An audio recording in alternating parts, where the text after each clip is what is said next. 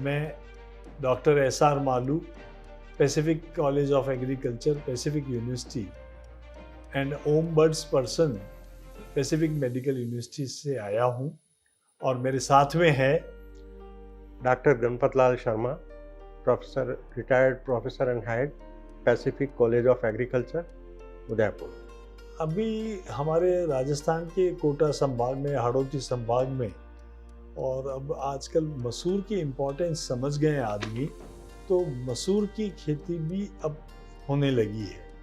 और मसूर बहुत प्रोटीन का अच्छा स्रोत है, पानी भी कम चाहिए, और उसकी जो है दाल या साबुत मसूर बहुत गुणकारी है, जल्दी पच जाता है, उससे गैस भी कम बनती है।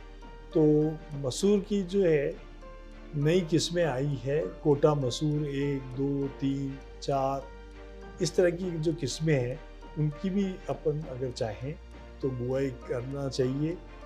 दूसरी खास बात है, चाहे चना हो चाहे मसूर, इनमें सबसे खाद भी कम लगता है, क्योंकि इनकी नाइट्रोजन, इनकी गांठों में जो है, इनकी जड़ों के अंदर गांठें होती है जिसमें नाइट्रोजन संचित बैक्टीरिया होते हैं।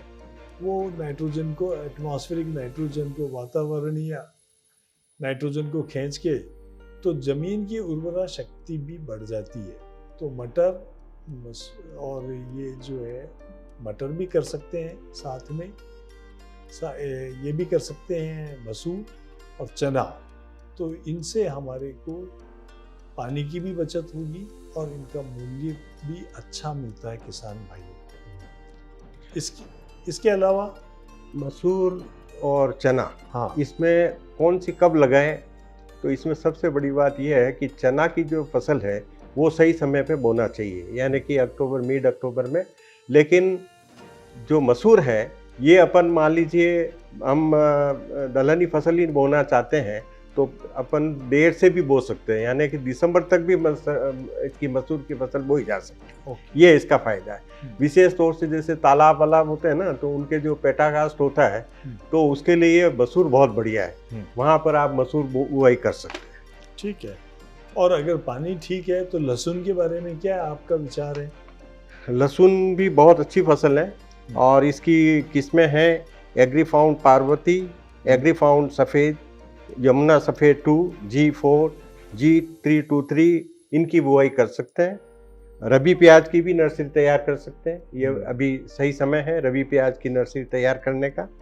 हाँ, प्याज में भी उन्नत किस्में आ गई है राजस्थान की राज्य के लिए, और राजस्थान में भरतपुर क्षेत्र में, इधर अलवर क्षेत्र में बहुत प्याज होता है, और अब तो सभी जगह लगाने लग गए, क्योंकि प्याज से तो ये तो पार्ट ऑफ लाइफ है, भोजन का दैनिक यूज में आता ही है, चाहे गर्मी सर्दी हो। तो प्याज की नर्सरी भी लगाना अभी रिकमेंड कर सकते हैं, लेकिन पानी तो चाहिए उसके लिए। बिल्कुल पानी। हम्म।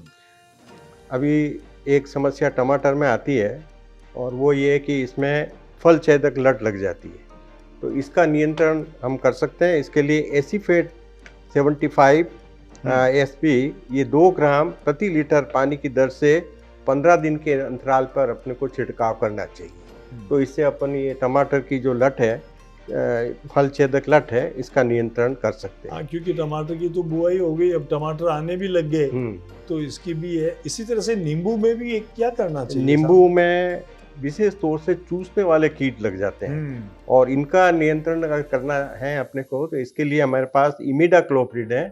ये 1 ml दवाई प्रति लीटर पानी में घोलकर और इसका हम अच्छी तरह से छिड़काव करें तो ये चूसने वाले कीड़ों को खत्म कर देंगे। अब पशुओं के लिए तो हरा चारा चाहिए, वरना दूध का उत्पादन कम होगा। भारत सरकार ने अभी 1 महीने पहले ही निर्णय लिया है कि व्हाइट रिवॉल्यूशन नंबर 2 वापस करना है। दूध का उत्पादन अगले 5 वर्ष में अभी भी अपना देश वर्ल्ड में, विश्व में प्रथम स्थान पर है, लेकिन हमको डेयरी के दूसरे प्रोडक्ट्स और दूध का उत्पादन बढ़ाना होगा। तो उसके लिए जो है हरा चारा चाहिए। हरे चारे के लिए रिजका लगाना पड़ेगा या बरसीम। हरा चारा बहुत महत्व रखता है। हम्म। आप बांटे से ही दूध उत्पादन नहीं कर सकते। अगर आपको cost of cultivation come, cost of production दूध का अगर आपको कम करना है तो उसका सबसे बड़ा साधन यही है हरा चारा। आप जितना हो सके हरा चारा खिलाएं और हरे चारे के उपरांत बाद में आप जो भी अवेलेबल आपके पास बांटा है वो दें। केवल बांटे से अपन अच्छा दूध नहीं ले सकते और हरा चारा खिलाने से जो दूध की जो उत्पादन लागत है वो कम हो जाती है। तो ये तो फायदा ही हुआ ना। अगर उत्पादन लागत ज़्यादा होगी तो किसान को जो उसका फ़ायदा है, लाभ है, वो कम हो जाएगा। तो हमारे पास हरे चारे के लिए अभी रिचका है, बरसीम है और जई है। अब हमारे प्रश्न ये उठता है कि कौन सा अपन बोएं। तो मेरी ये सलाह है कि आप बरसीम पे ज़्यादा जोर दें। बरसीम का ये फ़ायदा है कि आप कितना भी खिलाएंगे पशुओं को आफरा नहीं आएगा। ये सबसे बड़ा फायदा है। मस्कावी वैरायटी सबसे बढ़िया मस्कावी अभी भी चल रही है। हाँ। तो बरसीम की जो ये एक फायदा तो ये है। दूसरा फायदा ये है कि 4-5 महीनों में बरसीम से जितना हरा चारा उत्पादन होता है वो रिचके में साल भर में जितना होता है उसके बराबर होता है। तो इसलिए अपने को बरसीम पे जोर देना। हमारा उद्देश्य ये कि ज़्यादा से ज़्यादा हरा चारा प्रति इकाई एरिया में पैदा हो।